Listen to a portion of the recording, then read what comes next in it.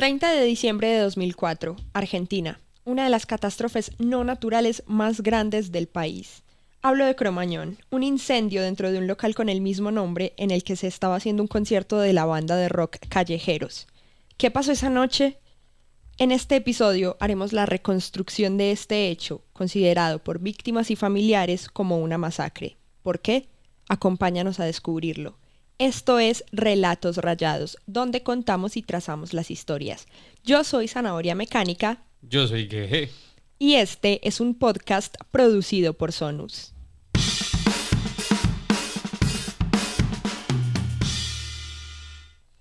Bueno, sean bienvenidas, bienvenidos y bienvenides a un nuevo episodio de Relatos Rayados. Ya saben que, como en el primer capítulo, nos acompaña Geje con su ilustración. Él va a estar haciendo una ilustración mientras yo cuento lo que es esta historia, y además va a estar aportando sus comentarios jocosos, malos, pero jocosos. Geje, bienvenido. Gracias por invitarme nuevamente pues, a nuestro podcast y contento de estar acá con este boceto, pues con esta ilustración que tengo preparada y muy ansioso de escuchar pues esta historia de Cromañón. Muéstranos un poquito cuál es la idea que traes. Bueno, antes de que nos muestres y que nos cuentes tu idea, recordarles que si nos están escuchando a través de una plataforma de audio, pueden ir a vernos en YouTube, nos ven nuestras hermosas caras y también ven el dibujo que Geje va a estar haciendo a lo largo de este episodio. Nos encuentran en el canal de YouTube Zanahoria Mecánica. Ustedes ponen Zanahoria Mecánica, Relatos Rayados, Cromañón y les va a aparecer. Bueno, no, sin ánimo de spoilear, pero bueno, ya vieron la ilustración en la miniatura de todos los podcasts, en todas las plataformas, pero realmente lo que quise representar fue una fogata y en vez de leña, de madera, pues como decía, lo que hice fue poner un montón de zapatos, que es como uno de los símbolos más importantes que refleja lo que ocurrió esa noche en esa masacre dentro de este establecimiento. Y más adelante André pues nos va a contar, Zanahoria nos va a contar bien de qué se trata todo el tema de los zapatos, pero sí es como ese fuego que aviva, esa llama, ese elemento que aviva el fuego, que en este caso se convierte en la palabra justicia. Entonces todo es una metáfora pues de la fogata con el fuego, que la llama vendría a armar la palabra justicia. Pues un poco simbólico, pero también muy literal de lo que quise representar. Simbólico pero literal. Okay. Es un poco raro. Bueno, Gejecito, muchas sí, gracias. No es, usted me entiende. Gejecito, muchas gracias por mostrarnos esta ilustración y por doxearme, por decir mi nombre. Pero bueno, vamos a entrar ya sin más dilación porque este caso tiene muchísima tela por cortar. Entonces vamos a empezar dando obviamente un contexto de qué era Cromañón, pues más allá de la introducción que hice, que fue que en este lugar ocurrió una tragedia, lo llaman algunos, masacre lo llaman otros. Pero ¿qué era Cromañón? Cromañón era un boliche, que es como le dicen en Argentina a las discotecas, muy conocido entre los seguidores de la escena rock argentina, sobre todo pues como de la escena under o de la escena emergente. Podríamos decir que para esa época, los 90s y los 2000, bueno, en realidad Cromañón es de los 2000, pero que para esa época, junto con Cemento, eran los lugares más importantes de música rock en Argentina. Cemento era otro boliche muy, muy, muy conocido. ¿Quién era el no dueño, sino administrador de Cromañón? Era Omar Chabán. Omar Chabán era un empresario del rock argentino. Él ya tenía, pues digamos, como mucha cancha en el tema de locales de este género, locales de rock. Él en los 80 había abierto el Café Einstein, que fue también un lugar muy icónico para el rock en ese momento, el rock de los 80. Por Café Einstein pasaron bandas en sus inicios como Sumo, como Soda Stereo, como Los Twist, con Fabi Cantilo. Pasaron unas banditas ahí pues, desconocidas, que casi no tienen relevancia. Puede ser que les suene.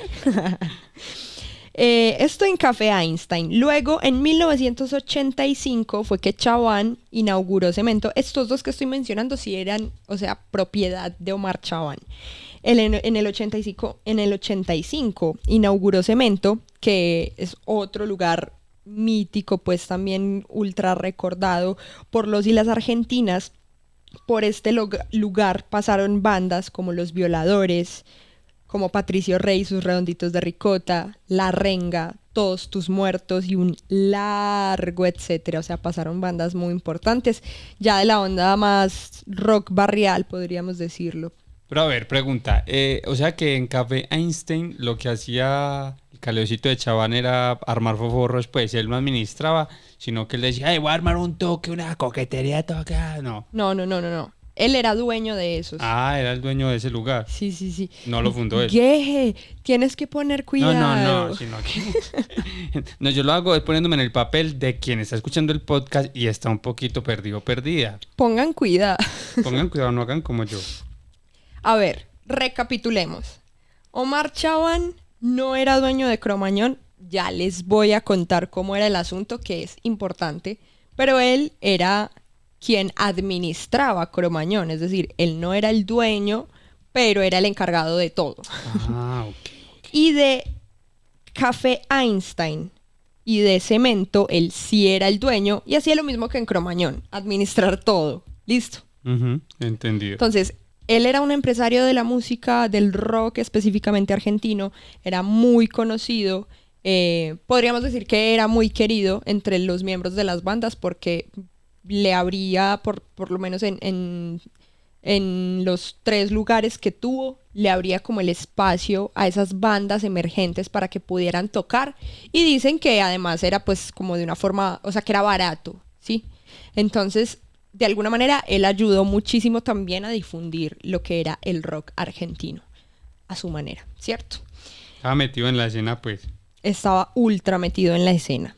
En abril de 2004 fue que él abrió Cromañón. Como les digo, él no era el dueño, pero ya vamos a ahondar mucho más en este asunto que es importante. El local rápidamente se convirtió en uno de los más importantes de la escena rock local. Pues lo mismo que con los otros, pasaron varias bandas por ahí, entre ellas Callejeros, que de hecho la inauguración de Cromañón fue precisamente con un concierto de Callejeros, que es la banda que estaba tocando el 30 de diciembre de 2004. Para esa época es importante hablar de cómo se manejaba o cómo era el público de la escena rock de ese momento. Y es que para ese momento en Argentina la escena rock había sido muy permeada, podríamos decir que por esta cultura barrista, ¿sabes? Como esta cultura de cancha. Entonces como que estaba muy la cultura del aguante, como que los fans de las bandas, los seguidores de las bandas eran muy de demostrar cuál era el fandom que tenía más aguante, llevar banderas de las bandas y, muy importante, llevar bengalas como se utiliza en la cancha para cuando salen las bandas. De hecho, uno ve recitales de esa época y la verdad es muy bacano ver cómo estaban llenos de banderas, cómo la gente saltaba y cantaba, que eso obviamente quedó, la gente lo sigue haciendo y de hecho por eso yo creo que Argentina es una de las plazas que más les gusta a los artistas porque siempre les corean las canciones, les cantan el ole ole ole. Sí, uno sabe que en los toques de rock en Argentina cantan mucha... Pero sabes que no solo de rock, porque cuando Taylor Swift estuvo en Argentina,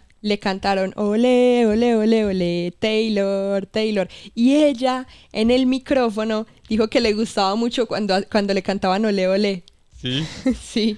Pero es que hay que aclarar, pues no aclarar, no, también hay que hacer énfasis en algo y es que el fútbol es uno de los elementos más importantes como de la cultura argentina. Y uno entiende también por qué la Argentina es tan pasional. El fútbol es algo que denota demasiada pasión. Y uno ve que en encuentros políticos también hay cánticos de fútbol. O sea, el fútbol es tan importante que de verdad como que traza un montón de cosas la cultura argentina. La pregunta es, ¿qué fue primero, el fútbol o la gallina?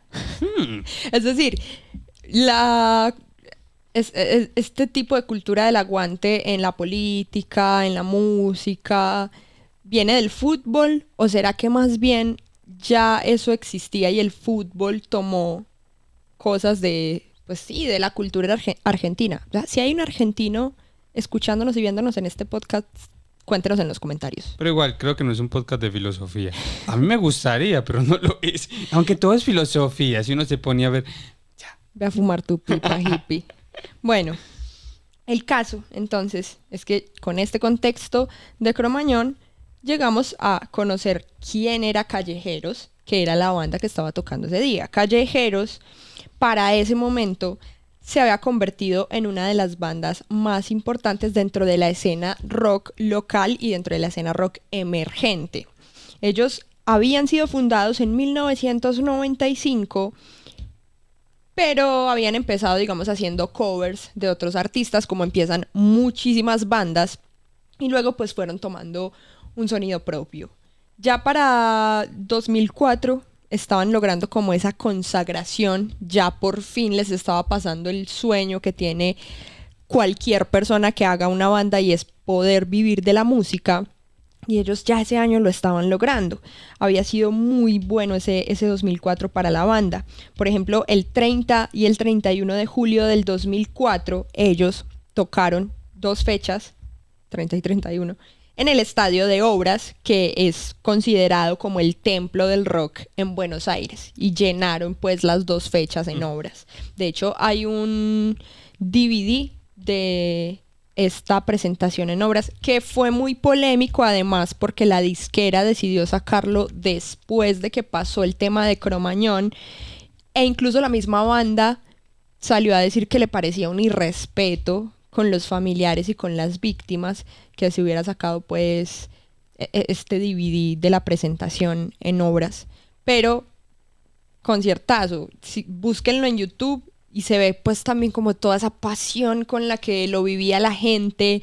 Se ve pues el público llenísimo de banderas y creo que también se alcanzan a ver unas bengalas, no recuerdo bien. El caso es que ellos tocaron estas 2 fechas en Obras con el estadio lleno. A finales de 2004 estrenaron el que sería el tercer álbum de la banda, que era Rock and Roll Sin Destino, en el estadio de Excursionistas, ante casi 15.000 personas. Esto fue el 18 de diciembre del 2004. Entonces, con estos antecedentes ya vemos que estaba la banda quizás en su mejor momento, ¿verdad? O sea, estaban por fin logrando el sueño, como el sueño del pibe versión rock and roll. Y me imagino que ya tenían pues una cantidad de fans relativamente grande. Sí, claro, y se habían llenado para 15.000 personas en Excursionistas, imagínate. O sea, de verdad tenían una base de fans muy importante. Y de hecho yo creo que esto es muy importante también cuando entremos a mirar qué fue lo que pasó en Cromañón. ¿Y cuántos le cabían a Cromañón? Ya vamos para allá porque ese temita es importantísimo. Entonces, con esta banda teniendo tanto éxito y toda la cuestión, ellos querían cerrar el año de la mejor manera, que era precisamente pues haciendo un recital, un concierto con todos sus fans. Y el lugar elegido para esto fue Cromañón.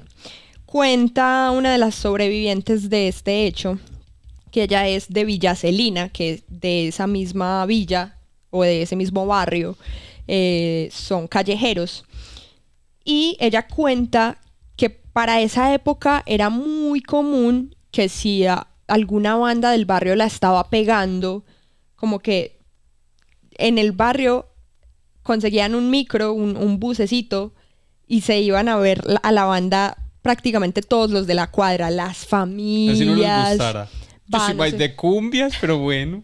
No sé si así no les gustara, pero por lo menos las familias y todo, o sea, como que era un parche que sí, que se convertía pues como muy, muy de, hey, vamos a apoyar a esta banda que salió del barrio y que pues sí, queremos que le vaya bien, ¿cierto? Más de uno por ahí. Ese es Callejeros, yo quería Leodán. El caso es que alquilaron entonces un micro para llevar pues a varias gentes y a varias familias a este recital, ¿cierto? Digamos que dentro de la escena rock bonaerense, Callejeros era una banda importante y muchas personas querían ir a ese recital que iba a cerrar un año que había sido prácticamente perfecto para Callejeros, ¿verdad? Entonces, ¿qué pasó el 30 de diciembre del 2004? Ese día, en Cromañón, para cerrar el año, se presentaban dos bandas, Ojos Locos, que era la telonera, para que finalmente presentara al headliner, que era Callejeros. Ese día era la tercera fecha de 3 fechas que se hicieron de Callejeros en Cromañón. Es decir, ellos ya habían tocado otras 2 veces, o sea, las 2 noches anteriores ellos ya habían tocado en Cromañón. ¿En serio? Ajá. Y no había pasado nada. Exacto, no había pasado nada. Entonces ya habían tocado 2 fechas, ya era la última, era 30 de diciembre, era la manera perfecta de cerrar el año, ¿cierto? Sí, es como cuando los papás, los padres, las madres ya tienen 3 hijos y con el último no le echan casi ganas, como, ay, sí. Entonces los 2 primeros restrictos, y usted, y al último, sí, sí. Así pasa, me ha tocado ver. No es que me haya tocado vivirlo, pero continúa. Bueno, porque tú no eres el tercer hijo, tú eres el segundo. Por eso, ¿Crees que eso le pasó al tercer hijo de tu mamá? un poco sí. Pero no es un podcast sobre traumas familiares. Bueno, tus mommy issues para otro lado. El punto es que esa era la tercera fecha y esa vez se presentaba Ojos Locos teloneando a Callejeros. Las otras 2 fechas, la banda telonera fue otra. Me imagino que era alguna banda emergente o algo así. Pero sí, y me pareció interesante pues que las 3 fechas tuvieran diferentes bandas teloneras y me pareció bacano. Entonces, a eso de las 5 de la tarde llegaron los miembros de Callejeros a Cromañón.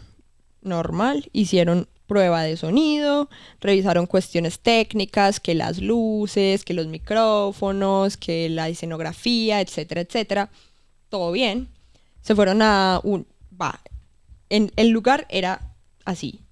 Cromañón, una de las salidas daba a un parqueadero y ese parqueadero era el parqueadero de otro hotel que había como en el mismo predio, ¿sí? Compartían parqueadero. Sí. Entonces, en ese hotel, ellos se quedaron pues esperando que llegara la hora del show, se relajaron, tanto bien. Bueno. O sea, era el combo. Llevaban el artista, tocaba en el lugar, pero también se podía quedar ahí. Claro. Brutal. Sí.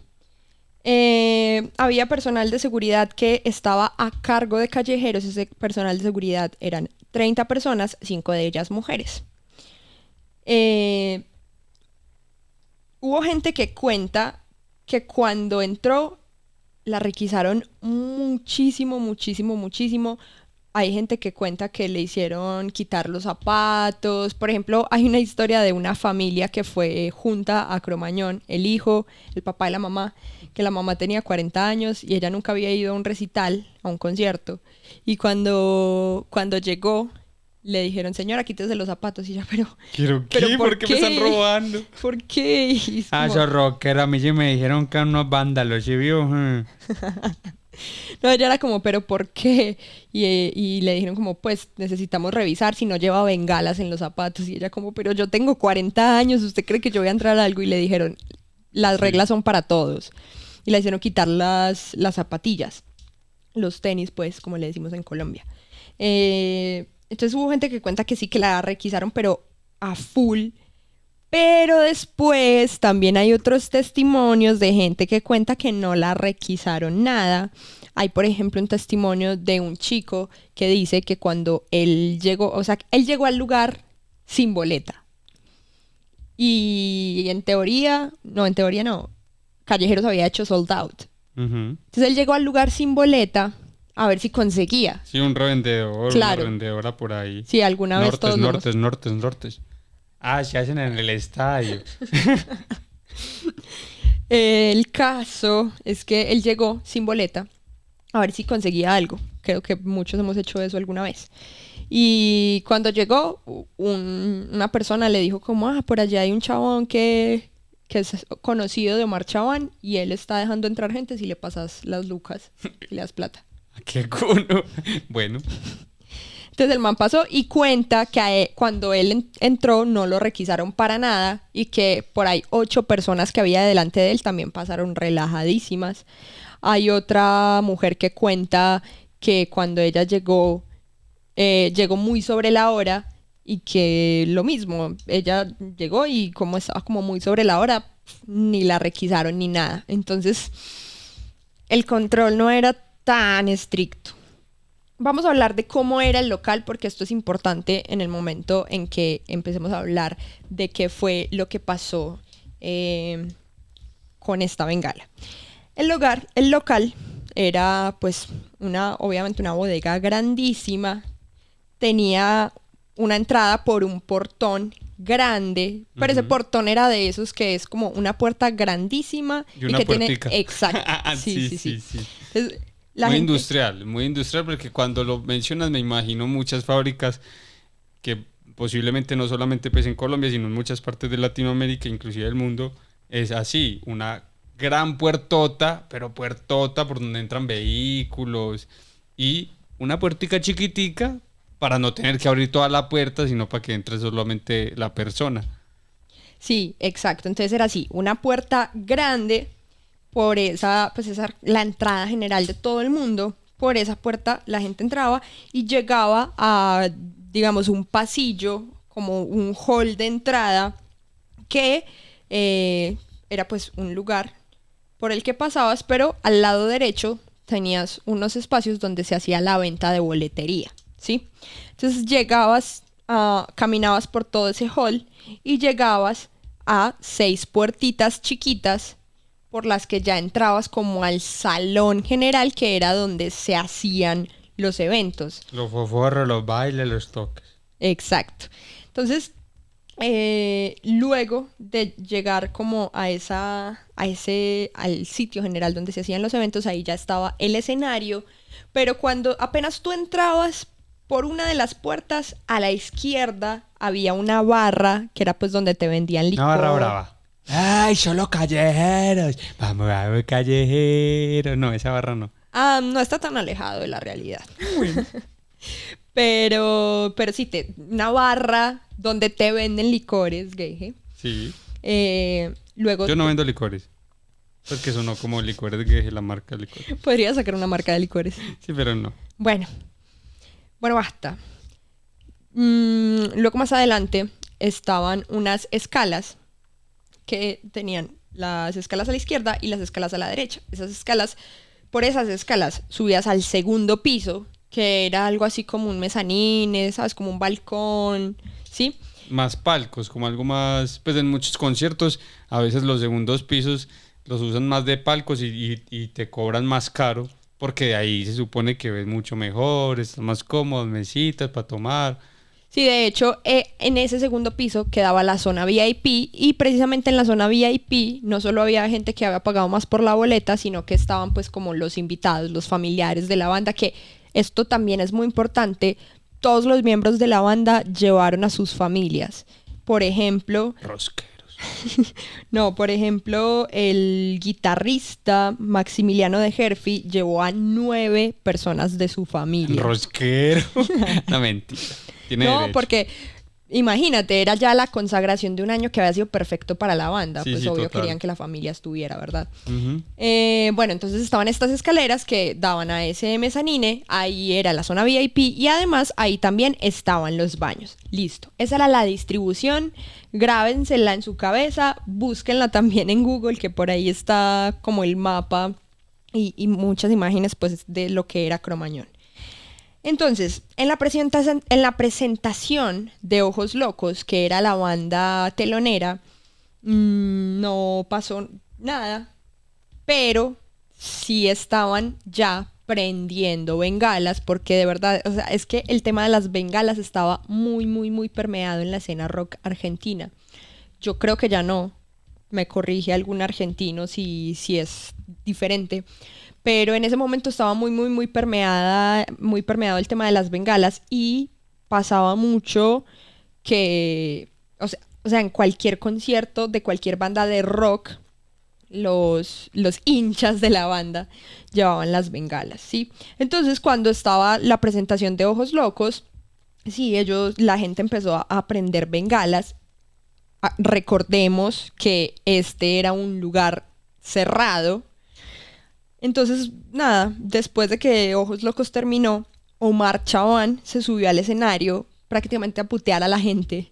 Les dijo que eran unos simios, que cómo iban a prender bengalas, que el lugar no tenía ventilación, que había miles de personas ahí, que si ocurría un incendio se morían todos y que iba a pasar lo mismo que en el supermercado paraguayo. El supermercado paraguayo es el Icua Bolaños, que es un caso que sucedió que hubo un incendio en el lugar y el dueño del lugar, Garca, mandó a cerrar todas las puertas para que la gente no se fuera sin pagar y murió muchísima gente. Qué hijo de... Bueno, pero Chaván era entre medio cínico y la boca llena de verdad. Porque pues es verdad, no había pues la suficiente ventilación.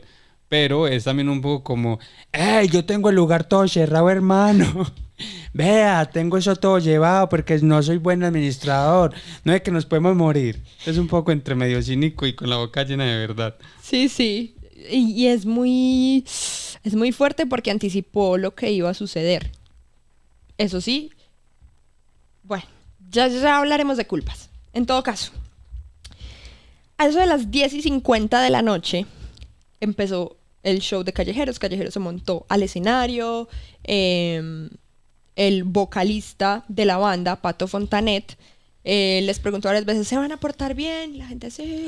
Sí, ¿Se van a portar bien? Sí. Sí. La lechuza hace Sigue. Prácticamente.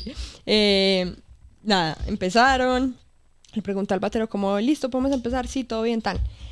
Empezaron a tocar la primera canción que se llama Distinto. Y en ese momento en que ellos empezaron a tocar, hay un video de estos primeros segundos del show. Se ve que la gente empieza a prender bengalas, ¿sí? Ellos están cantando la canción, primera estrofa, coro. Entrando a la segunda estrofa de la canción, se escucha como el disparo de una candela 3 tiros, que es como le dicen en Argentina. Yo creo, no estoy 100% segura, que aquí en Colombia le decimos vela romana. En todo caso, fuegos pirotécnicos, ¿verdad? Dentro de un concierto. Sí. Y en un lugar cerrado. La Sí. pregunta es, ¿cómo no se dieron cuenta que entraron eso? Exacto. Y ahí ya empezamos a ver una de las falencias y una de las irregularidades de esa noche fatídica, que ahorita que miremos bien cómo fue que sucedieron las cosas, vamos a ver que es una mezcla de un montón de gente que no hizo bien su trabajo, ¿sí? Pero bueno, en todo caso, se escucha el disparo de esta candela 3 tiros. El fuego de la candela 3 tiros va a dar al techo. Se ve cómo pasa una chispa hacia el lado derecho del escenario donde estaba el saxofonista. En ese momento, ellos dejan de tocar. El saxofonista señala al techo porque ya se está prendiendo y ¡pum! Se corta la luz. Pero todo esto lo narra la banda. Porque desde la perspectiva de la banda, pues tiene como ver todo eso. O quien narra que realmente pegó en el techo la llama y todo. Esto lo narra la banda, pero también, o sea, es que está el video, estaban grabando en ese momento, entonces nosotros podemos ver la chispa que pasa por el lado izquierdo de la pantalla y podemos ver cómo ellos dejan de tocar y vemos a la gente con bengalas y vemos cuando ¡pum! Se corta la luz de una, ¿sí? El show de ellos duró 1 minuto y 58 segundos. Vaya que rápidos. Eso es un profesional. Pim pam pum, así se hace un show, niñita. Prácticamente. Obviamente, cuando pasó esto, pues dejaron de tocar, se cortó la luz. ¿Por qué se cortó la luz? Porque cuando llegó el incendio al techo, se empezaron a quemar unos cables, y cuando se empezaron a quemar unos cables, esto hizo cortocircuito, y ese cortocircuito hizo que se fuera la luz. Tiene sentido. Exacto.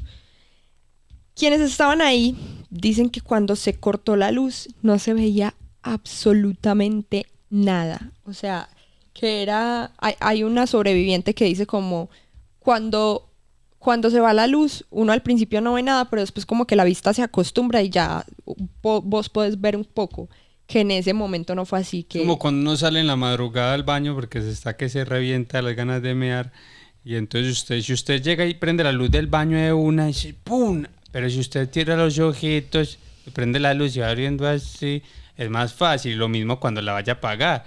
La apaga y cierra los ojitos. Bueno, primero cierra los ojitos y luego apaga la luz para que se acostumbre. Yo la que hago es que cuando me levanto al baño, cierro un ojo y voy con el ojo cerrado, prendo la luz, tan, orino. Cuando apago la luz, abro el otro ojo y entonces el otro ojo ya está acostumbrado a la oscuridad. Así hacían los piratas. Ah. Por eso el parche. Bueno, esto no es un podcast de piratas. Estamos hablando de un tema muy serio, Geje. Sí, no, yo sé. Bueno, la gente en ese momento lo que hace, pues ya obviamente el olor de la pólvora, el olor de ha quemado, las llamas, entonces la gente lo que hace es que intenta salir por las 6 puertas de acceso que dije que había después del hall de entrada, pero 4 estaban cerradas, solo 2 de esas puertas estaban abiertas. Imagino que todo esto para que no se colara gente que no había pagado. Yo también me imagino que era por eso. Nada, la gente que puede sale por ahí, otra gente empieza pues como a golpear las puertas para poder abrirlas. No se podían abrir fácilmente. Yo supongo que sí, yo supongo que la gente sí logró a punta de golpes abrirlas. Pero esa era pues como la salida principal. El local estaba muy lleno. De hecho dicen que prácticamente no se podía mover la gente. Sí, que incluso mucha gente era en las escalas que daban al segundo piso viendo el show, ¿sí? O sea, como que no estaban usando las escalas para subir y bajar, sino que estaban ahí parados para ver el show. Sí. Otras personas entonces decidieron salir, o sea, hacerlo más lógico y salir por la puerta que decía salida de emergencia, que era la única luz que había en ese momento porque todo estaba apagado, pero los letreros de salida de emergencia siempre están iluminados. Sí, pues sería el colmo, salida de emergencia, ¡pum! Se apaga. La gente se fue hacia esa salida de emergencia y cuando llegaron a abrirla se dieron cuenta que estaba cerrada. La salida de emergencia estaba cerrada con un candado y con cadenas. Con cadenas. Sí. Esto sí me parece demasiado inimaginable. O sea, la salida de emergencia, ¿por qué tiene cadenas? Si es una salida de emergencia. Sí, exacto. Bueno, ya vamos a ver todas las falencias que tiene este caso. Nada, la gente no pudo salir por ahí. En el segundo piso también había una puerta de metal que conectaba a un pasillo del hotel. Ah, ok. La gente intentó salir por esa puerta y adivina. Cerrada. No. Exacto, cerrada. Cerrada. De hecho, cuando los bomberos llegaron, intentaban abrir la puerta pues y no podían y les tocó como abrir un hueco en la pared para poder abrir como esa zona. Pues estuvieron volando de la cárcel. Sí, ponele. Nada, la gente intentaba salir, mucho sin éxito, pues porque ya vemos que estaban todas estas, digamos, todos estos obstáculos. O sea, de verdad, el sitio era una trampa, o sea, Pero toda esta gente que intentó salir a la primera fue apenas se apagó la luz. Claro, porque es que cuando se corta la luz ya era porque el incendio estaba ocurriendo. Ah, o sea, apenas Claro. ¡pum! Se fue la luz. Y ahí la gente dijo, listo, ya valimos verga, abrámonos del parche. Literal, literal. De hecho, cuando se cortó la luz, cuando dejaron de tocar, más bien, el saxofonista de la banda, Juancho Carbone, intentó decirle a la gente como que que llegaran al escenario para que salieran todos por ahí hacia los camerinos y ya pues en los camerinos había una salida normal. Él intentó decirlo por el micrófono, pero cuando él dijo esto, Chavannes había cortado los micrófonos, o sea, había cortado el sonido. ¿Por qué? Porque sí, o sea, él dice que porque pensó que eso iba a ayudarnos, no sé cuál era su lógica. ¿Qué? No sé cuál era su lógica. Yo creo que él pensó como estos pelotudos prendieron una bengala aquí, entonces les voy a cortar el sonido y así se van a tener que calmar, sin saber que todo iba a estallar en proporciones mucho más grandes. Después de que él, pues nada, logró salir del lugar por los camerinos y tal, él se fue a la recepción del hotel, dejó el saxofón en la recepción del hotel, o sea, prácticamente tiró el saxofón ahí y se fue para la puerta de ingreso del público general y allí ayudó a levantar gente que cuando estaba saliendo se estaba desmayando. Entonces él las levantaba y las llevaba a las ambulancias que fueron llegando poco a poco. ¿Por qué fueron llegando poco a poco las ambulancias? Porque la gente, mucha gente que estaba como más en la parte de atrás logró salir, pero mucha otra gente en un local que estaba llenísimo no podía salir, no se veía nada. Como no se veía nada, la gente, nada, obviamente gritaba, pedía auxilio, se caían cosas del techo y mucha gente se desplomaba en el lugar. Muchos lograban salir, a muchos los sacaban sus amigos o personas desconocidas. Entonces todo eso se empezó a formar un quilombo tan grande.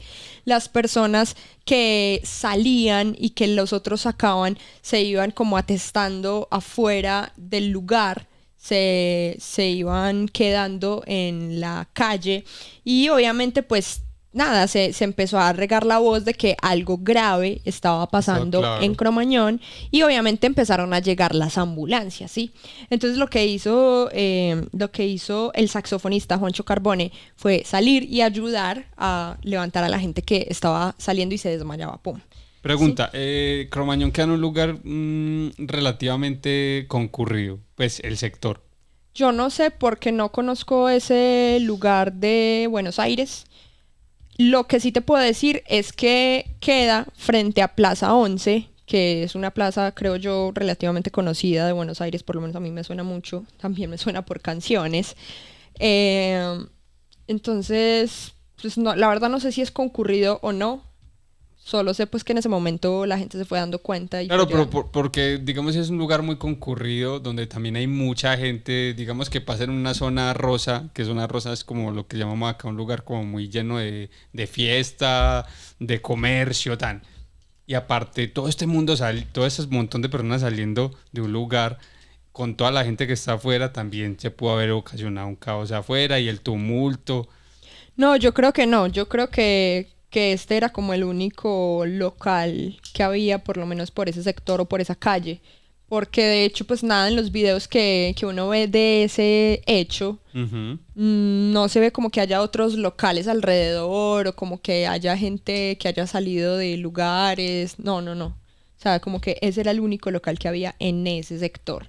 Cemento quedaba más lejos y de hecho, cuando pasó lo de Cromañón, Chavan dice que llamó a Cemento a contar que estaba pasando eso en Cromañón. En ese momento había una banda tocando en Cemento y cuando les contaron ellos terminaron el show de forma abrupta y todo el mundo pues como que se fue para sus casas porque había pasado algo súper grave en uno de los locales de Chavan. No, posiblemente el man no quería que lo involucraran. Te dijo, cierre eso de una vez para que no pase otra vuelta allá. Él dijo como todos mis locales están hechos pija, cierren eso. Bueno, Entonces eso fue lo que hizo el saxofonista. El cantante de la banda Pato Fontanet, salió al inicio. Él trató de apagar como un incendio que había más adelante de una de las vallas que separaba al público del escenario. Luego pues él salió y cuando él salió, dicen que lo vieron entrar y salir muchas veces porque él estaba buscando a su mamá y a su novia. Ah, claro que estaba toda la familia, ¿verdad? Exacto. Bueno, no toda, pero una gran parte. Claro, entonces él entró y salió varias veces y en esas entradas y salidas pues no es como que, vos no sos mi mamá, suerte, moriste. A ver, no. Tu mamá tiene 2 lunares más. ¡Tan! La soltaba. No. Él llegaba y él ayudó a sacar a muchísima gente, pero mientras tanto él estaba buscando a su mamá y a su novia. Entonces él ayudó a sacar mucha gente hasta que ya no pudo más y de hecho tuvo que ser trasladado a un hospital. La mamá apareció, pero la novia se murió. Ah. El guitarrista Maximiliano de Herfy salió también. O sea, todos los de la banda lograron salir normal, tranquilos. Por la entrada del camerino que él intentó decir. Exacto. Este chabón de Chabán. Chabón de Chabán. Barras. Continúa. Bueno, él salió, luego se fue para el estacionamiento. La salida de emergencia daba al estacionamiento. Él dice que vio pues como la gente estaba gritando, que eran unos gritos horribles, obviamente gritos de auxilio, claro, de gente que se está muriendo. La gente moviendo la puerta, dice que se alcanzaba a ver los dedos de la gente saliendo entre la puerta, todo muy... No, es que es una imagen muy fuerte. Y sí, que... todo muy película de terror. Exacto. Y que él se fue para esa puerta a intentar abrirla y empezó a gritar como, hey, ¿dónde está la llave? Porque tenía candado esa puerta. Como, hey, ¿dónde está la llave? Pasen la llave, pasen la llave. Nadie le pasó la llave. Él intentaba abrir la puerta. También llegó el otro guitarrista, cuyo nombre no recuerdo, perdón, a intentar abrir esa puerta. Y cuenta Maximiliano de Herfy que él escuchaba los gritos de la gente pidiendo auxilio por esa puerta y luego llegó un momento en que ya pararon los gritos. Más. Exacto. ¡Uy, qué bien! Dijo él. Luego de esto, él se fue también para la puerta principal y también entró y salió del boliche varias veces sacando gente. En una de esas, él entró, vio una cara conocida y se dio cuenta que era el papá. Y sacó al papá. El papá sobrevivió pues gracias a que él lo pudo sacar. Pero él cuenta que también en una de esas, entrando y saliendo, él vio a su tío tirado en la plaza y que fue el primer muerto que vio de esta tragedia, masacre. Esa noche, Ajá. Que fue el primer muerto que vio y que ahí él se timbró y dijo como, uy, está pasando algo muy grave, o sea, hay muertos. Pero todo estaba muy oscuro, o sea, él pudo verlo, o ya había una luz, o... No sé cómo fue, la verdad no sé por qué, porque de hecho dicen que el hecho de que se haya cortado la luz y que además había muchísimo humo hacía que la vista fuera muy densa y que no se lograra ver bien. No sé, seguramente fue también una especie de instinto de supervivencia o de familia, como de... no sé, supongo que... bueno, él de hecho lo cuenta de una forma muy, digamos, mítica. Él dice que cuando él entró, vio como una especie de luz que lo iluminaba a él, que era no, al papá. Ok. Que era como una luz que le estaba diciendo, mira, este es tu viejo. Sácalo. Exacto, y que él lo sacó. Y el tío lo vio, fue en la plaza, lo vio ya afuera. Lo vio, fue afuera, sí, ok. Luego vio a su ahijada. Llegaron los papás de la ahijada. Bueno, nada. En todo caso, el baterista, Eduardo Vázquez, cuando vio que la llama había llegado al techo, él dice que se enojó mucho, le dio mucha bronca, entonces él le dio 2 golpes a la batería, ¡pah!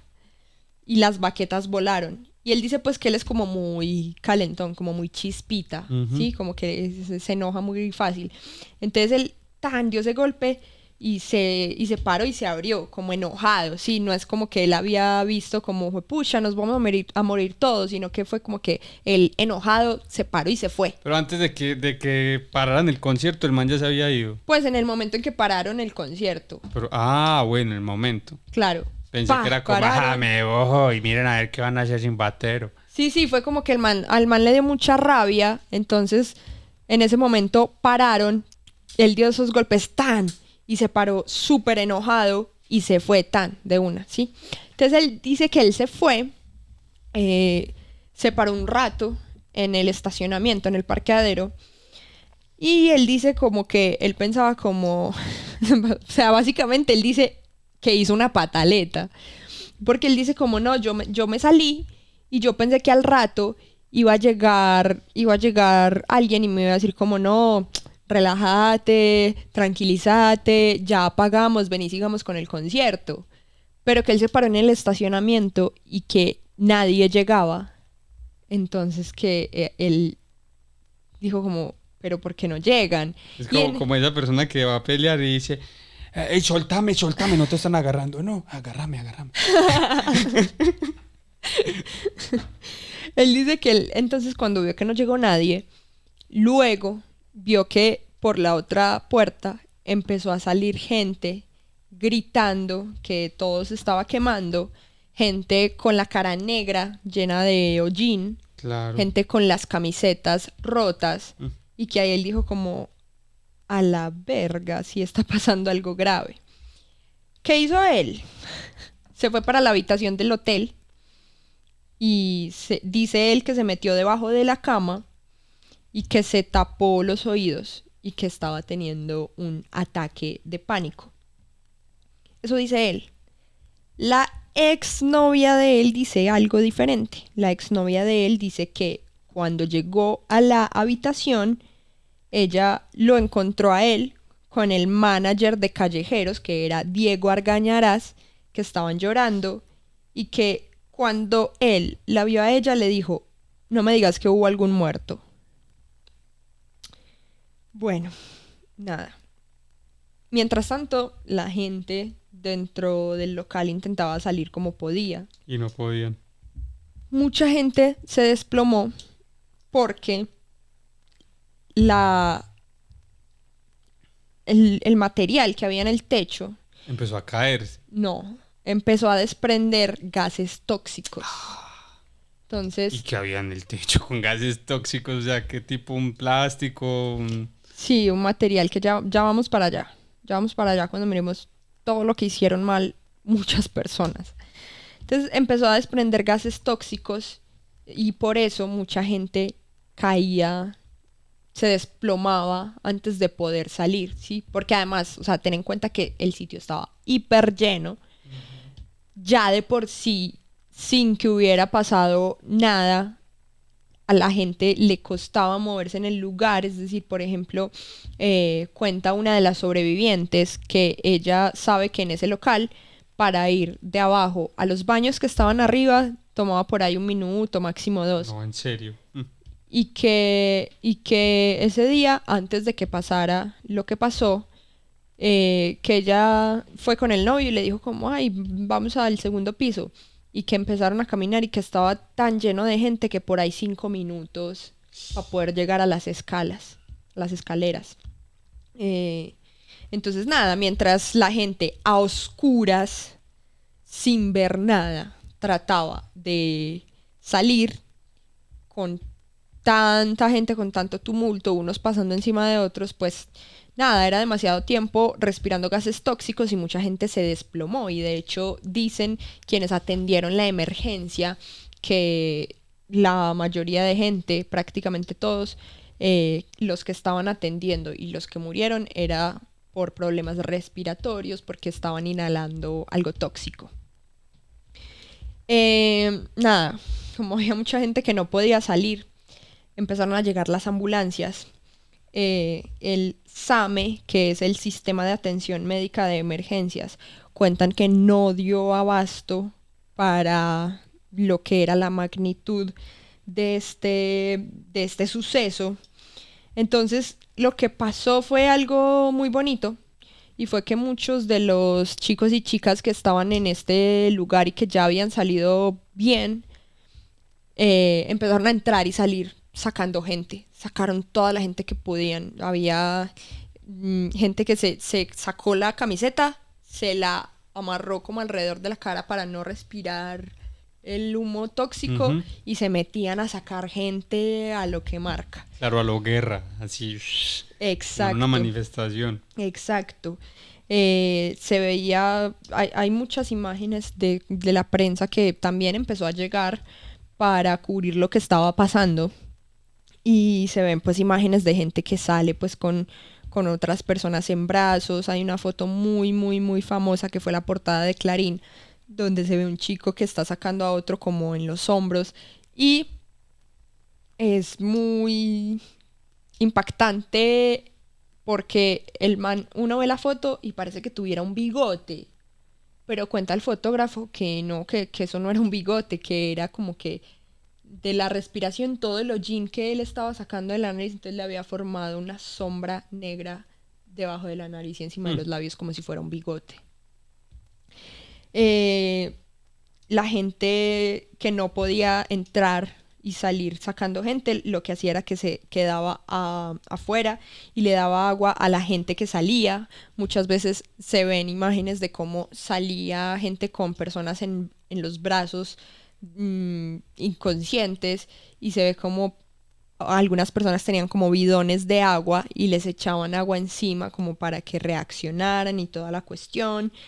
Nada, gente Me, que... me imagino que todo muy instintivo, o sea, porque uno se pregunta, pues uno no se pregunta en ese caso, como si le echo agua, le estaré haciendo algún daño, como cuando empiezan los gases lacrimógenos que uno empieza a mojarse la cara, tan, y es hasta más peligroso hacerlo.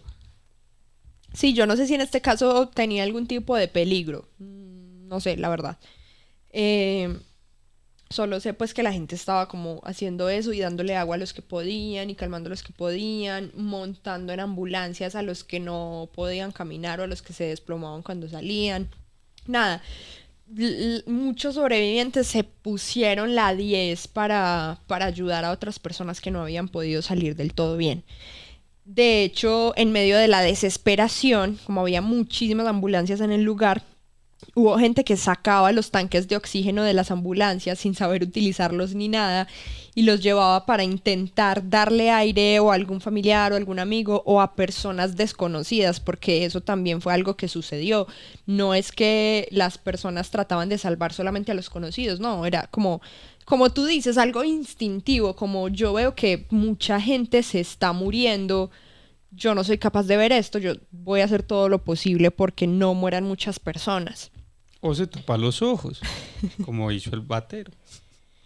Y bueno, de hecho, no solo los sobrevivientes del lugar o del hecho ayudaron a otras personas, sino que también hubo vecinos del lugar que obviamente pues la gente se empezó a dar cuenta y salió. Y muchos vecinos del lugar lo que hicieron fue acercarse con sus autos sin que nadie les dijera ni nada, o sea, de forma espontánea. Pues a llevar gente a hospitales. Exacto, para empezar a llevar la gente a los hospitales, porque de verdad que el sistema de salud y los bomberos y la policía no daba abasto. Estaba colapsado. Estaba colapsado completamente. ¿Cuál fue el saldo que dejó este hecho? Fueron 194 muertos y más de 1.400 heridos. Es un montón.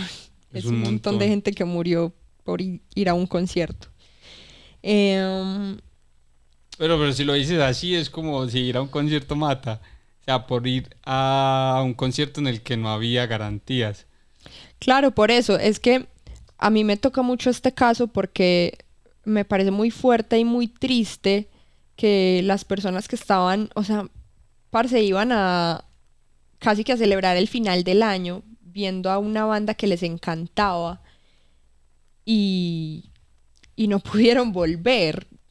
Y es como que uno va a un concierto y obviamente no espera que pase nada de esto. O sea, uno va a un concierto y espera poder volver a su casa. Entonces por eso digo lo de morir por ir a un concierto, pero evidentemente la culpa no es de las personas que fueron, o sea, nadie dice como, ve, aquí esto es como una bomba del tiempo, yo voy a ir a ver si me muero hoy. Pero también es cierto, por ejemplo, yo muchas veces que voy al estadio, tengo que decirlo que estoy parchado disfrutando el partido y alentando pues en la barra, toda la cosa, pero sí en momentos me entra como ese pensamiento de, uy, acá hay mucha gente, eso se está moviendo mucho, hay demasiada euforia, puede pasar algo. Porque uno ya tiene los espejos, entonces se puede imaginar esos escenarios. O sea, si no hay espejos, uno no se los imagina. Y posiblemente esas personas en ese momento no se imaginaban porque no habían escenarios. Más allá de, por ejemplo, el caso de Paraguay. Pero es en otro contexto, entonces uno no hace ese símil o como esa comparación tan de momento. Sí, sí, de todas formas, casos de gente que alrededor del mundo ha muerto en eventos, en discotecas, la verdad, son más de los que debería haber. Sí, tristemente. Tristemente, exacto. Y yo que soy muy de consumir contenido como de hechos así que pasaron heavies, a veces trato mucho ¿viste la tía de una serie de eventos desafortunados? Que era una tía muy miedosa porque pensaba que todo podía salir mal. Ajá, sí. Entonces pasa como que uno ve tantos hechos que, claro, es inevitable que pase lo que tú dices, por ejemplo, como uno ir a la cancha y darse cuenta como, fue pucha, aquí hay tantas cosas que pasan como no deberían pasar, o uno ir a un evento, a un concierto. Entonces sí, es como que uno trata también de no pensar, o sea, uno sí se puede morir en cualquier momento y en cualquier lugar, es un hecho. Pero si pensamos todo el tiempo como que a dónde vamos a ir nos vamos a morir, parce, no tenemos vida, o sea, Sí, sí. no disfrutamos nada. O sea, es estar alerta, pero Exacto. también disfrutar, pero esté alerta. Exacto, estar alerta y ante alguna señal de que algo puede salir mal, una mala vibra o algo, parce, háganle caso al instinto, porque es mejor perderse un concierto que perder la vida. Bueno, pregunto, ¿hubo personas que les pasó eso? Que cuenten el testimonio y digan como yo sentí que esto se iba a ir a la verga y me abrí el parche. La verdad no lo sé, no, de los testimonios que yo vi, no recuerdo haber visto a alguien que haya dicho eso. Igual no sé, seguramente si no estuvo alguien en el recital, pues porque lo van a entrevistar, ¿verdad? No, pero alguien pudo haber salido a decir, como, "Ah, yo estaba y me empecé a sentir muy mal y me fui, de la que me salvé". No sé la verdad, no sé la verdad. Lo que sí sé es que digamos la mayoría de los muertos que hubo fueron gente muy, muy, muy joven, adolescentes y eso. Entonces, otra cosa que se me ocurre, que yo sé que nos pasa a muchos que rozamos los 30 o que ya estamos en los 30, es que en conciertos ya no nos gusta tanto como ir a lo más adelante y tal, porque sabemos el tumulto y los empujones y no sé qué, entonces puede ser que mucha gente se quedó atrás y como estaban muy atrás, pues fueron de los primeros que pudieron salir. Ujú. Bueno, el punto es que, nada, mientras eso pasaba, obviamente muchos medios de comunicación fueron llegando, canales de televisión, Crónica fue uno de ellos, no sé si fue el primero en llegar al lugar, diría que sí, porque de hecho la mayoría de material audiovisual que uno encuentra de ese momento son reportajes, es el reportaje en el momento de Crónica.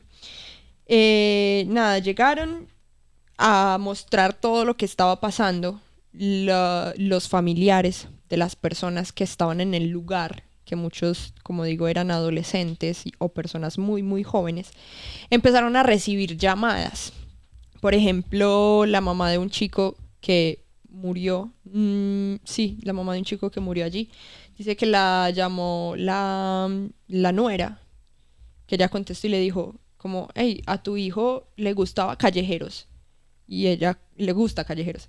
Y ella como, no sé por qué, qué pasó. Entonces cuenta, lo que pasa es que yo estoy viendo la televisión y están diciendo que no sé quiéncito, el nombre del hijo de ella, está desaparecido en la vuelta de Cromañón. Entonces ella, pues claro, obviamente se timbró muchos de los familiares entonces que empezaron a recibir llamadas de que algo había pasado en Cromañón, lo que hicieron fue de una a la madrugada, no importa, irse inmediatamente para Cromañón. Entonces imagínate también, entonces tenemos un escenario muy, muy, muy caótico a la salida de Cromañón, en toda esa calle, sí, porque estaban las ambulancias, Los medios de comunicación. los medios de comunicación, estaban los heridos y estaban los papás y las mamás de las personas que estaban en ese lugar. Y los chimosos y las chimosas. También hay ¿no? que decirlo, sí, Fal- sí, sí. no De hecho, en uno de los reportajes de Crónica está el periodista pues preguntándole a la gente como que qué pasó. Obviamente no le preguntaba a quienes se veía que estaban sacando cuerpos ni nada, eso ya habría sido el colmo. Pero le pregunta como a gente que ve más relajada por ahí al lado y un señor dice como... Le pregunta como qué pasó y él como, como que se incendió ese local que yo no sé cómo se llama.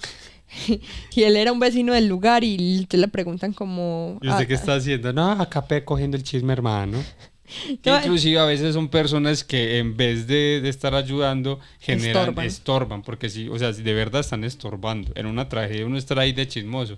No. Exacto. Como pienso que también, digamos, es importante que los medios reporten lo que está pasando, pero ya, o sea, también creo yo que hay un límite y llegar a como a meterte al lugar que también es como, parce, un señor con una cámara grandísima estorbando el paso y además que mostraban a gente que estaba tirada, le hacían zoom a gente que estaba tirada hasta sin ropa, que estaba inconsciente, quizás varios de ellos muertos. Es como, ¿y cuál es el límite entonces del periodismo y de la televisión? Pero no es un podcast de filosofía sobre el periodismo.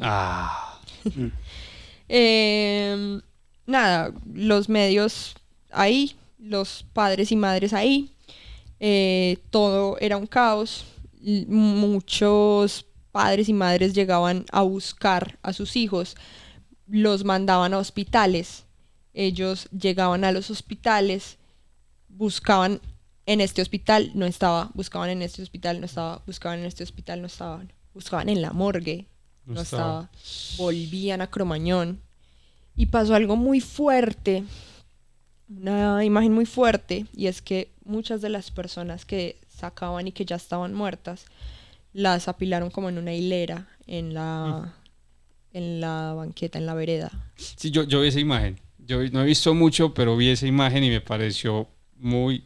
Porque estaba buscando para referenciarme un poco con los zapatos, porque quería saber qué tipo de zapatos eran. Y vi esa imagen así toda apilados y por un momento pensé, no, eso debe ser recreación.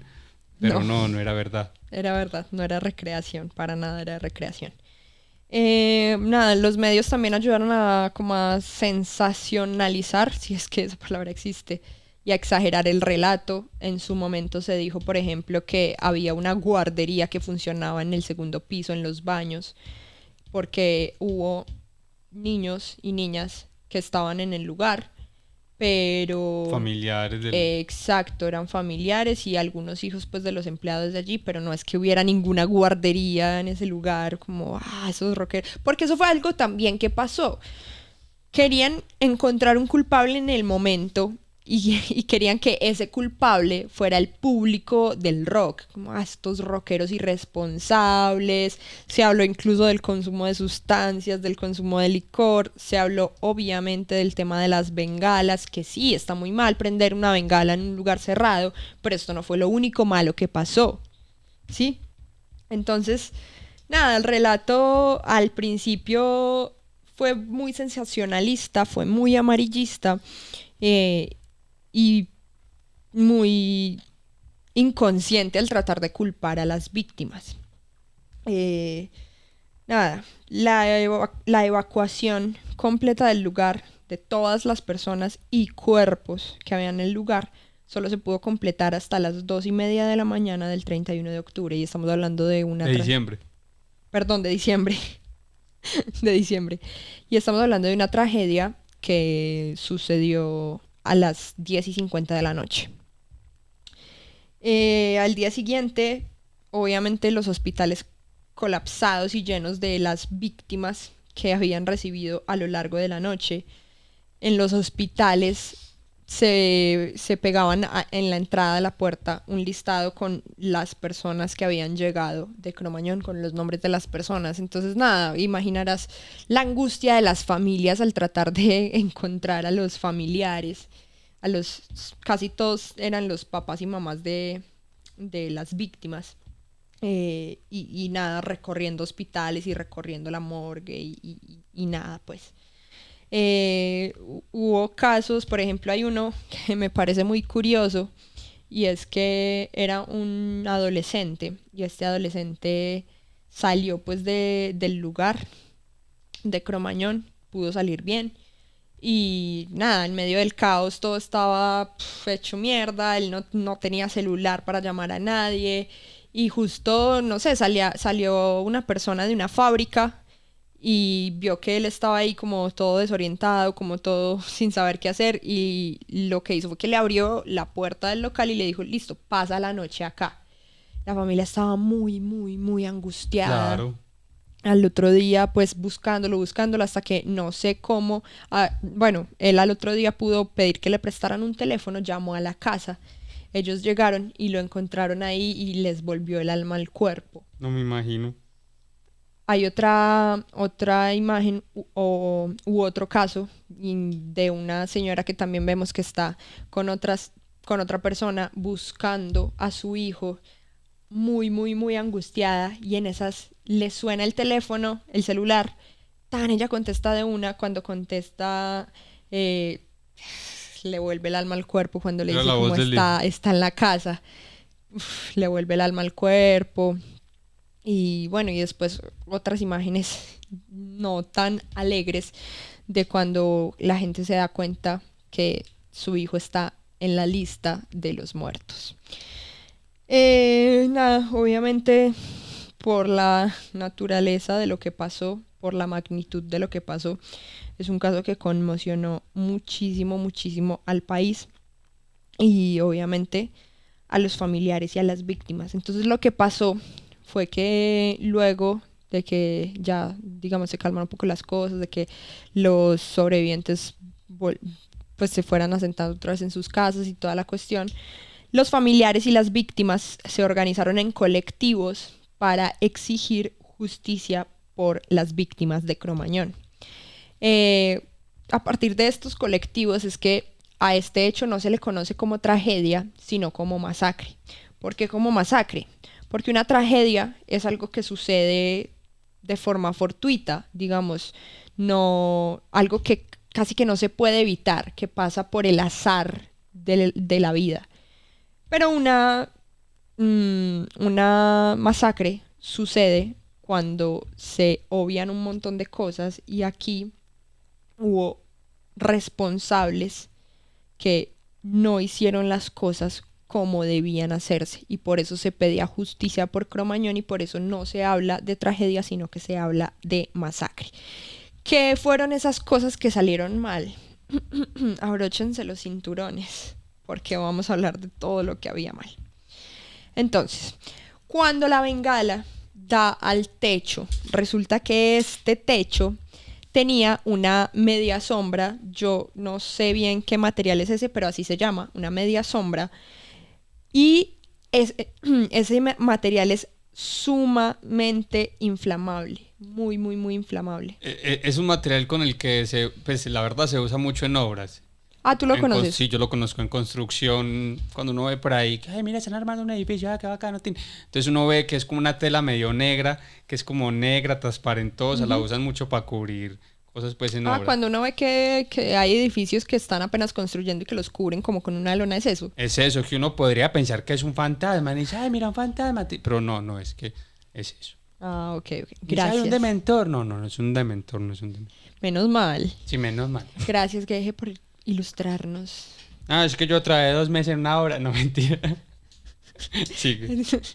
El techo tenía esta media sombra que ya Geje nos ilustró sobre qué es este material, y ese material es muy, muy, muy inflamable y está prohibido usarlo en este tipo de lugares. Cuando el fuego pasó por esa media sombra, llegó a una espuma que había en el techo, una espuma, digamos, como similar a la de los colchones, y esa espuma emanaba gases tóxicos. Específicamente emanaba 3 tipos de gases: dióxido de carbono, monóxido de carbono y ácido cianhídrico. Este último, el ácido cianhídrico, es el que se utilizaba en los Estados Unidos en las cámaras de gas cuando se condenaba a alguien a muerte. Luego este método pues se cambió por la inyección letal. Con razón la gente que caía, que mucha gente contabas ahorita en todo el relato, que mucha gente que murió porque se ahogó. Exacto, sí. Y nada, por ejemplo, las muertes que suceden cuando se respira monóxido de carbono son muertes que la gente perfectamente no se da cuenta. Es decir, hay un gas y la gente respira ese gas por unos minutos y de repente, ¡pum!, se desploma. Entonces sí. Además de esto, el portón, que hablamos de que era una puerta grande con una puertita chiquita, por ley, por temas de seguridad, debía permanecer siempre abierto. Sin embargo, esa noche estaba cerrado. Entonces, la salida y la entrada era solamente por esa puertita chiquita. El pasillo de entrada que les hablé, el hall que lo recibía uno cuando pasaba por el portón, eran 9 metros que debían ser constantes, sin nada que los obstruyera. Pero esos 9 metros se angostaban 5 metros, es decir, se le estaba robando a esa entrada 5 metros, porque se puso ahí como las ventanas de venta de boletería. Ah, claro. Eh, Pero, o sea, eso de poner la venta de boletería ahí, ¿sí está mal hecho o no? Porque si es un evento en el que estás vendiendo, en algún lugar tiene que estar esa venta de boletas. Claro, pero es que cuando yo digo que esos 9 metros del pasillo del hall de entrada no podían, o sea, debían ser constantes, o sea, eso es una regulación, o sea, para evitar este tipo de sucesos. Vas a vender sucesos. boletas, ponelo en otro lado. Exacto. Ok. Cuando entramos, que les conté que a la izquierda apenitas se pasaba por las 6 puertas de acceso, había una barra de venta de licores. Ah, licor. Esa barra no estaba declarada en los planos, y si hubiera estado declarada les habrían hecho quitarla de ahí porque obstruía el paso. No podía estar ahí, cortaba la circulación. La escalera de hormigón armado, que es la que llevaba al segundo piso, también obstaculizaba el paso. O sea, como que este local estaba muy mal diseñado. Entonces obstaculizaba el paso y la escalera en realidad debía haberse puesto en otro lugar que no fuera en ¡pum!, la mitad del lugar. Pero pregunta, ¿que no iba gente regular o qué? Es un establecimiento público, debería de ir gente constantemente a ver cómo... Esto es como cuando uno entra a un restaurante, pues pasa en Colombia, no sé si pasa en otras partes del mundo, que uno ve un sello que dice, este lugar es estado amarillo porque hay cucarachas en la cocina. Y uno dice, ay, ¿cómo así? No, pero en la mesa no hay, menos mal. No iban a regular. Ya vamos para allá porque es algo que debió haberse hecho. Ah, bueno. Había lo del cartel de salida de emergencia, que obviamente hizo que la gente hiciera lo más lógico, que era irse para esa salida, pero que estaba cerrada con candado. Obviamente esto era quizás una de las irregularidades más grandes. La puerta obviamente tenía que estar siempre no abierta, pero sí con la posibilidad de abrirse fácilmente. Esas son las salidas de emergencia, ¿verdad? Y además, pues sin contar que el letrero ahí alumbrando casi que hizo que la gente que iba hacia ese lugar quedara condenada, pues porque mucha es gente... como polillas, como sí, que van hacia la exacto. luz y llórelo mi mamá. Exacto. En el segundo piso, según los planos, había una ventana de 28,5 metros, o sea, una ventana larga a lo largo de ese pasillo. Pero esta ventana estaba tapiada, o sea, la habían tapado full con ladrillos y con cemento. Esta ventana obviamente era necesaria para que circulara un poco más el aire, ¿sí?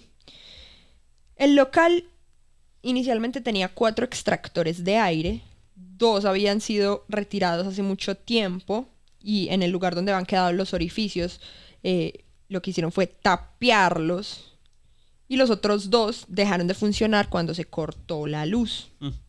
Además, arriba del local había 3 canchas que tapaban los extractores que debían estar ahí. Entonces, si no hay extractores por donde salga el humo con gases tóxicos, es obvio que un montón de gente va a morir.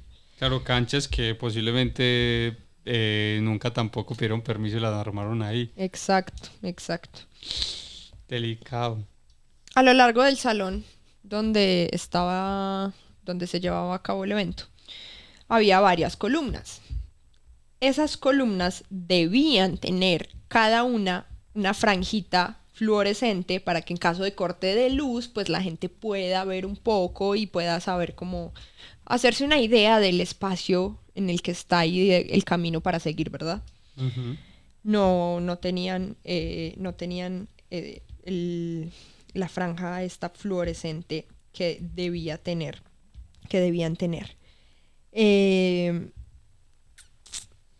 En el local el local más bien, estaba habilitado para que su capacidad máxima fuera de 1.031 personas.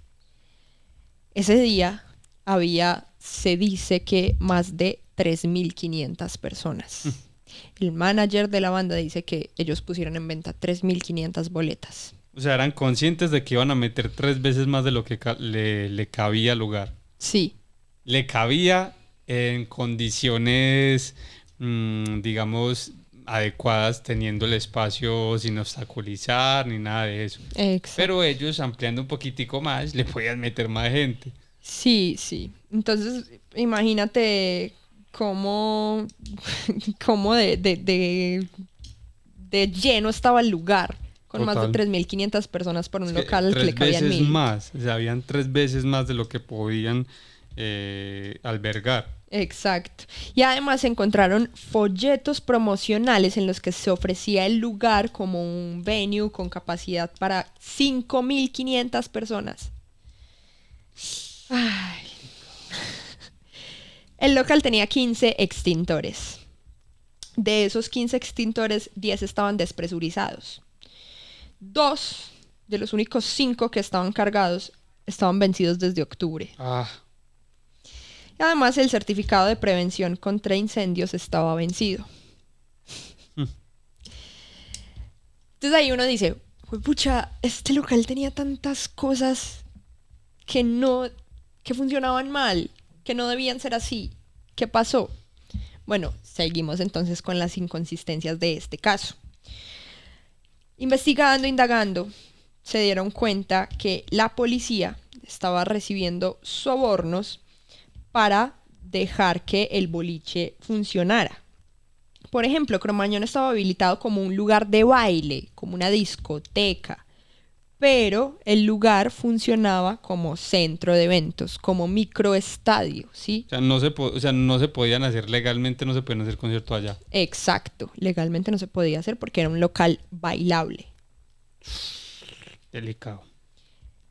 Además de los policías que se estaban dejando sobornar, también se encontró que los bomberos recibieron sobornos por parte de las empresas dueñas de este predio para que el local pudiera obtener todos los permisos que eran relativos pues como al riesgo de incendios, que ya vemos que estaba todo mal. O sea, si de verdad no se hubieran dejado sobornar, se habrían dado cuenta que la media sombra no podía estar ahí, que la espuma no podía estar ahí, que las ventanas tapiadas no podían estar ahí, etcétera. Sí, es un largo etcétera, y por eso al inicio dije como es un caso que ocurrió porque muchas personas hicieron mal su trabajo. Claro.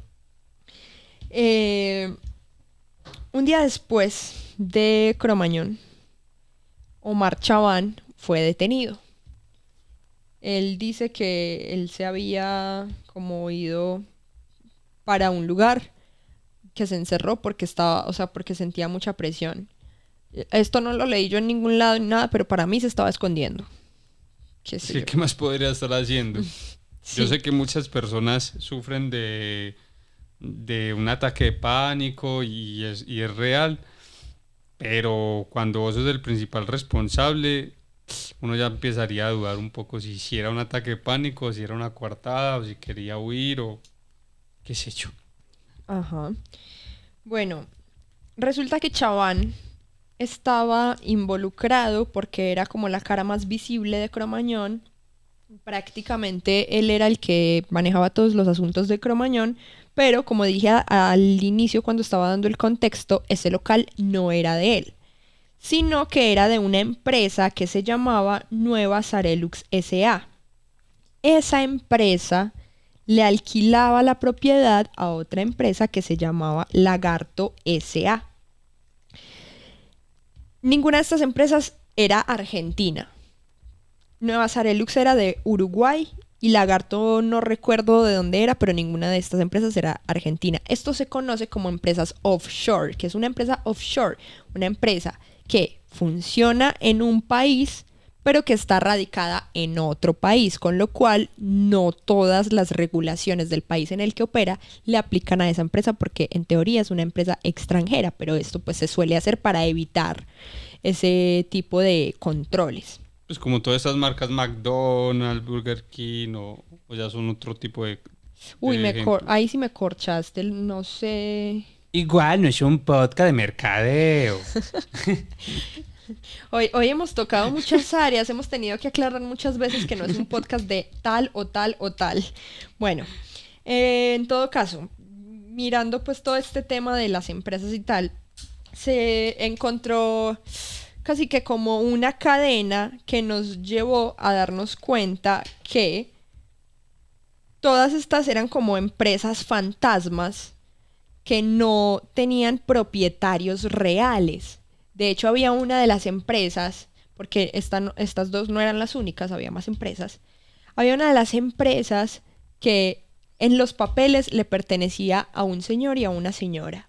Y cuando los periodistas estaban investigando el tema, fueron a entrevistar al señor y a la señora y resulta que el señor era un señor jubilado que hacía trabajitos, en Argentina se le llama changas, que era como que hacía los trabajitos que salieran por ahí. Y la señora era una ama de casa, parce, o sea, para nada Los eran como tenían recontra empresarios. involucrados. Claro, y él contó que el dueño de estas empresas una vez le dijo como, ay, vení a firmar un papel, yo te doy una plata, y él fue y firmó y ya.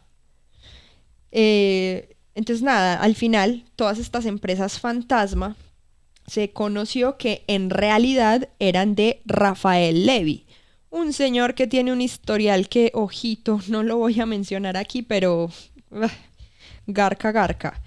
Él era el dueño real de estas empresas y se descubrió que además hace varios años que este predio, que era donde quedaba Cromañón, donde quedaba el hotel y también creo que quedaba un kiosco, este predio se lo iban comprando varias de sus empresas fantasmas y cada vez se lo compraban por menos plata. Entonces, nada, el dueño de este lugar era también un garca, pero en realidad el que hacía todos los asuntos pues relacionados con Cromañón era Omar Chaván. Pero bueno, yo creo un montón de empresas fantasmas un poco es como para que medio no me investiguen y cuando pase algo con ese lugar no me involucren a mí. Claro.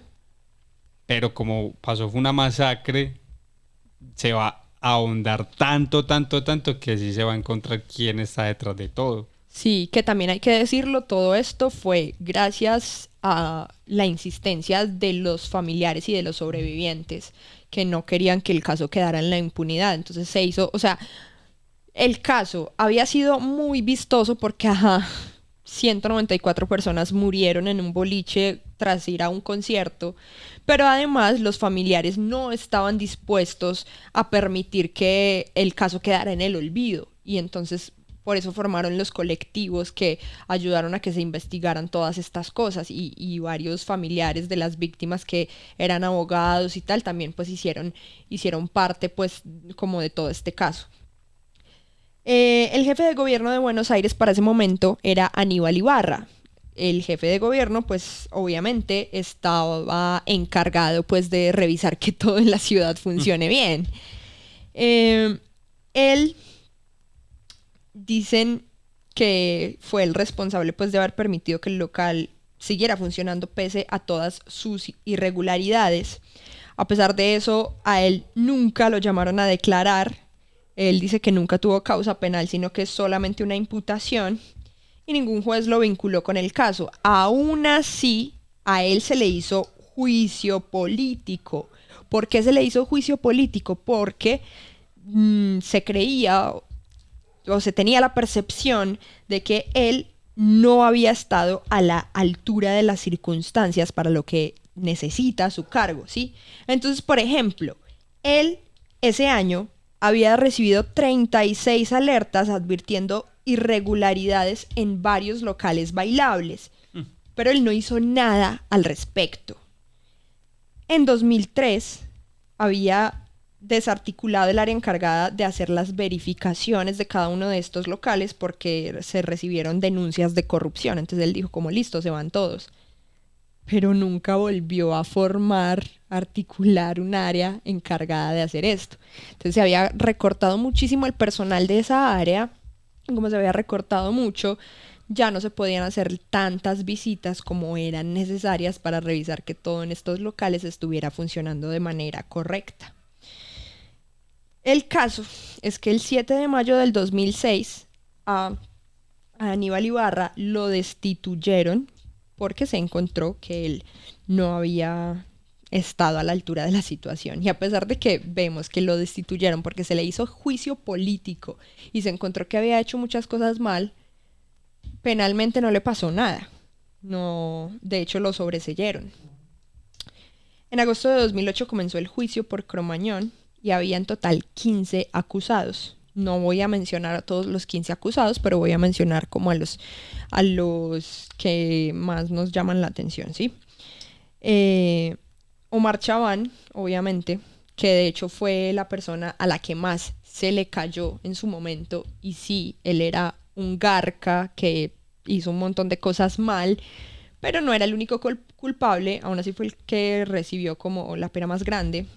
Omar Chaván se encontró coautor penalmente responsable y lo condenaron a 20 años de prisión. Diego Argañarás, que era el manager de la banda, recibió 18 años de prisión. El subcomisario Carlos Díaz recibió también 18 años de prisión. Inicialmente, los músicos de Callejeros fueron absueltos, pero cuando se les declaró inocentes y cuando no recibieron ninguna pena, hubo reacciones mixtas entre los familiares y sobrevivientes. Y ese ha sido uno de los temas que quizás más ha causado como desacuerdos entre los diferentes colectivos. Porque hay gente que dice que sí, que ellos eran inocentes y que no debían ser juzgados ni culpados, pero hay gente que decía que no, que ellos sí eran culpables. ¿Por qué? Porque la seguridad estaba a cargo de ellos ese día, por ejemplo, y si la seguridad estaba a cargo de ellos, ¿por qué se dejaron entrar bengalas al evento? Y por qué ellos, al momento de empezar a tocar, cuando vieron las bengalas y la pirotecnia, no detuvieron el concierto. Pero hay gente que dice que no, que eso no tiene nada que ver, que ellos son una banda que iban a tocar a un lugar y que ellos no eran responsables de mirar que el local sí, digamos, contara con todas estas regulaciones necesarias. El punto es que entonces, como había mucha gente que estaba en discordia con la decisión, se apeló varias veces esta decisión de que Callejeros no eran culpables. Y finalmente sí se los condenó por ser coorganizadores del recital y se les dieron penas de entre 3 y 7 años. Eran en total 7 miembros de la banda. Creo que el que recibió la pena más grande fue el vocalista Pato Fontanet. ¿Por qué unos si realmente pues todos eran miembros de la banda y todos tenían la misma responsabilidad, o dentro de la banda se habían tipo dicho como, vos te encargas de esto, vos de esto, vos de esto, vos sos un vagón, nada, o no. Yo no sé por qué, pero sí me imagino que fue más o menos eso, pues como que en una banda igual siempre hay roles, como que hay un líder y hay personas que se encargan de los temas más administrativos y hay personas que se encargan más de los temas artísticos, entonces me imagino que tiene que ver con eso, pero no estoy segura pues por qué. Bueno, y también otro de los condenados fue Rafael Levy, el dueño del local, del predio, y él recibió 4 años y 6 meses de cárcel. Todos los miembros de Callejeros salieron de la cárcel, excepto uno que volvió a estar en la cárcel por el feminicidio de su pareja en ese entonces. Y era, Este era el baterista, Vázquez. se veía venir. Se veía venir. ¿Y cómo es la vida? ¿Cómo son las coincidencias? Que el feminicidio fue porque él le prendió fuego a su pareja. Mm. Bueno, Chaban murió en 2014, estaba en ese momento cumpliendo su pena, pero tenía prisión domiciliaria. Todos los demás siguen vivos. Después de que pasó lo de Cromañón, varios locales de diferentes géneros, incluso diferentes tipos de locales, no